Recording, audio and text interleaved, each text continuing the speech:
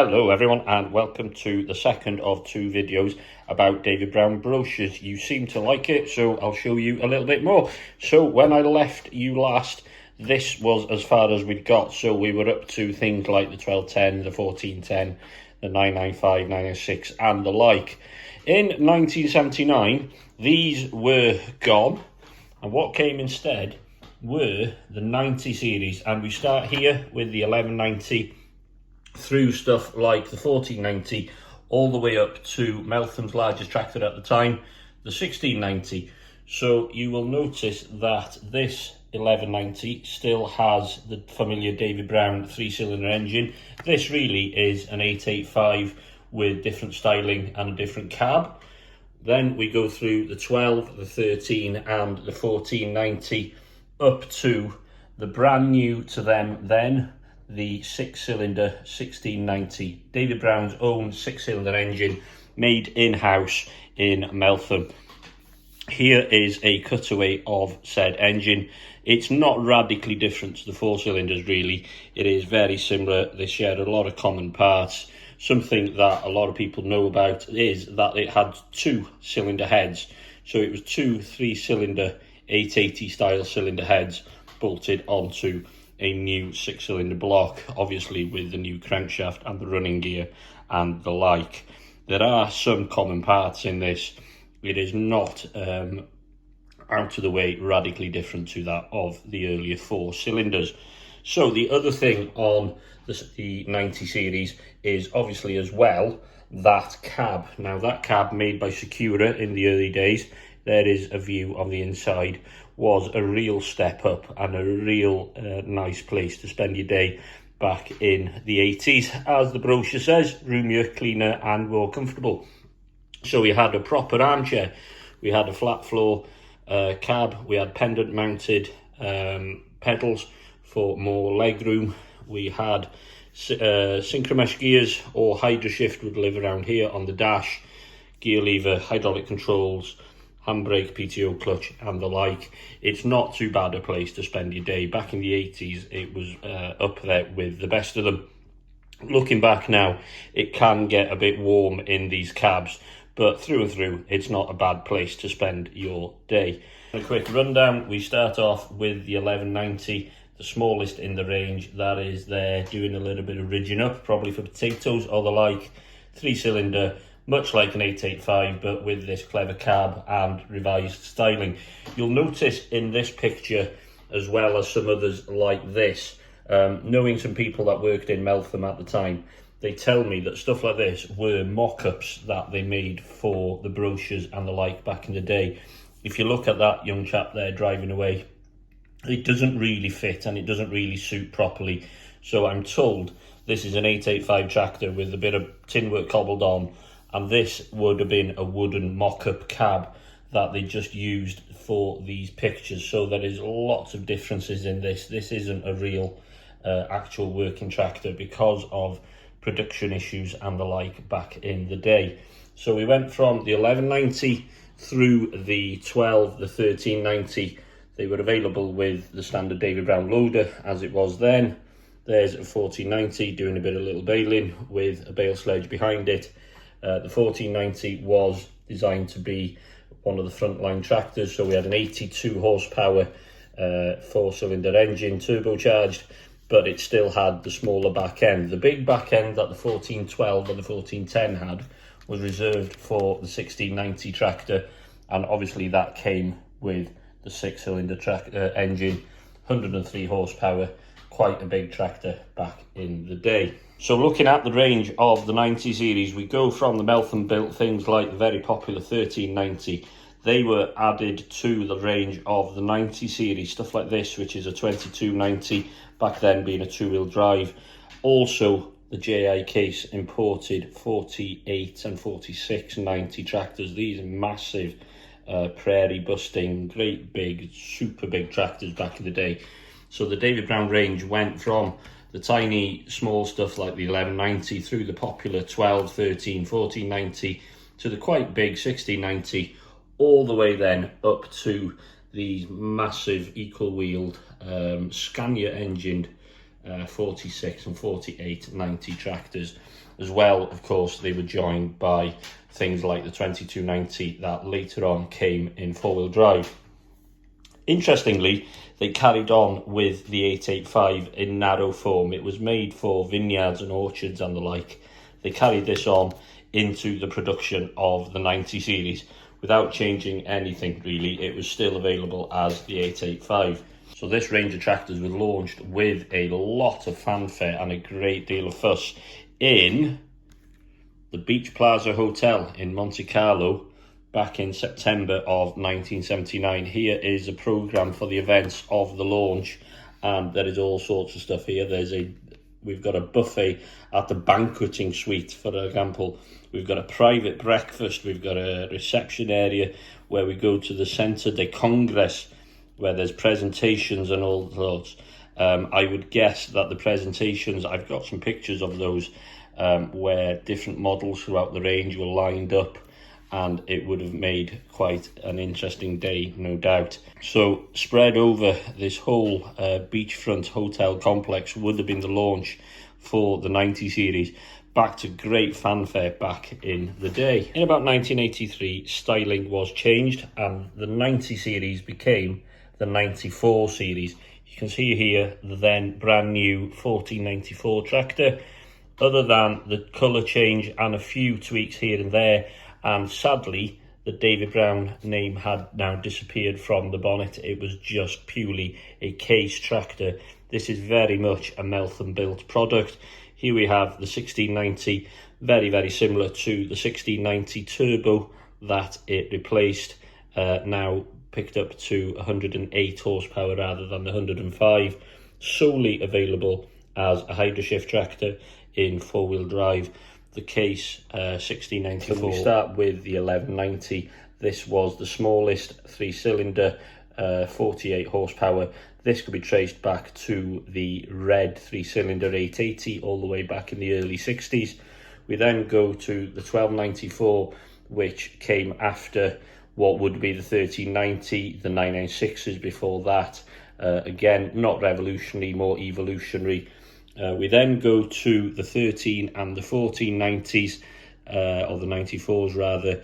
These were turbocharged versions of what we had seen before. Something that was brand new to the range was the 1594. So really this is a 1690, but the engine was downgraded to 95 horsepower rather than the 103 horsepower that the 1690 originally was. And as we've discussed, the 1690 range became the 1694, the flagship of Meltham. So there was some changes. There is a brilliant 1980s photo of 1594 busy pulling a Howard paraplough away over there. A very timely scene for the 1980s. And there's a 1190 with a Vicon Acrobat rowing up a bit of straw.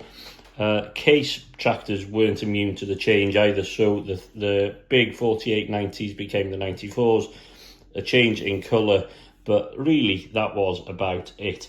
So there were very few changes to this range. The cab saw a few changes. Air was now drawn into the cab from here rather than from the far to warmer place, such as the top of the gearbox or top of the engine. The colour inside of the cab was changed from black to grey, and the levers were grouped in a console designed to make it a bit easier for use. But on the whole, there were very few changes. So in Meltham in West Yorkshire, they were busy away building tractors like these quite happily, and then one day the bombshell landed. Case International was formed. So what had happened was Tenneco, the parent company of David Brown and then Case, had now bought the International Harvester tractor company, which was seriously floundering back in those days. And as this brochure says, fresh team for today's farmer. The 1690, the 94 series was now joined by the International Harvester range. So if we have a quick look inside this brochure, David Brown was obviously still in the lead here. they weren't pushed to the back in any way at all. However, you will see here that the David Brown 1394, 1494, 15 and 16 were joined by many international harvester tractors. You'll notice that the 11 and the 1290s were consigned to history. They had stopped because these international tractors had taken their place. And as well, down here, the 1255 and the 1455 XL tractors had taken the place of the 20 and the 2294. So if we have a look down here, we've got very strong international products. Things like the 956, well-known, well-loved tractor, sold effectively against a tractor of the same horsepower, the 1594. Up here, we've got the 145 horsepower 1455. As I said, the 2290 was now consigned to the history, whereas here we've got the 1694, the flagship of Meltham, and the biggest tractor in the whole Case IH range, the 4694 there, doing a bit of cultivating on the prairies of America somewhere.